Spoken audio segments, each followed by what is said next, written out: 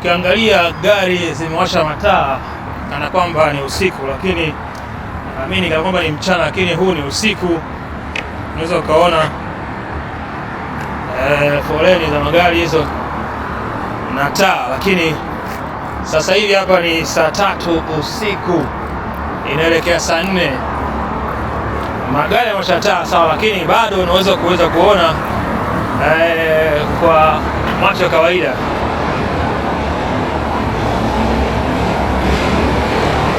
Unaona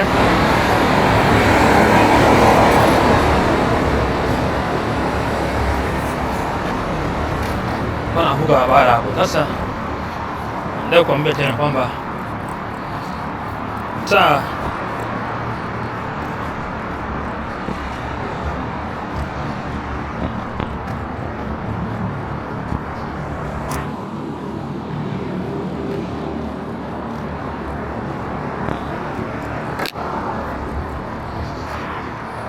wazee wa moteli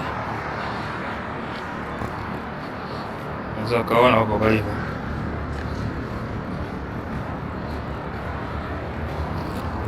Sawa, tunaendelea kuangalia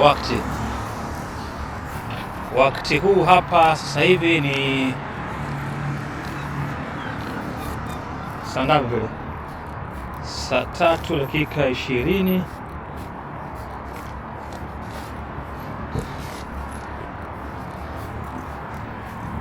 Saa 3 dakika 20 za hapa ni sawa na saa 5 usiku nyumbani Tanzania.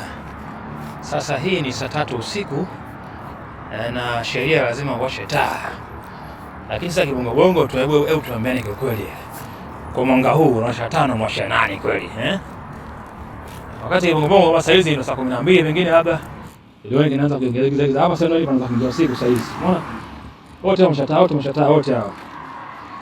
Kwa nini? Kwa sababu ni usiku, na kisa usiku wenyewe ndio usiku mwanga.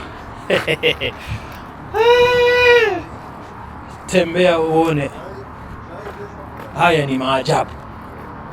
Lakini mwisho wa siku kwamba katika masomo yetu tunasoma kipindi kile tuko shuleni, masomo yale ya climatic change na nini, na sasa kuyaona katika mazingira kama haya. Wakati kusoma kipindi kile shule na jiografia, masuala ya climatic change, masuala ya muda, si Greenwich na nini, mambo kibao. Kwa mengine nimekuja kuona ukubwani huko. Masuala ya shule yanakosa kweli kweli yani. Unaambiwa swali eti kama Scotland ni saa 3 itakuwa saa ngapi Tanzania? Maswali yale ni sana shuleni nyingine. Maisha haya. Lakini ndio hivyo kwamba kwamba huu sasa hivi ndio usiku wa hapa nilipo hapa mjini Glasgow. Na gari zinawasha mataa kwa sababu ni usiku, lakini ukiangalia mwenyewe hapo kwa uhalisia tunaona kwamba bado ni mwanga upo.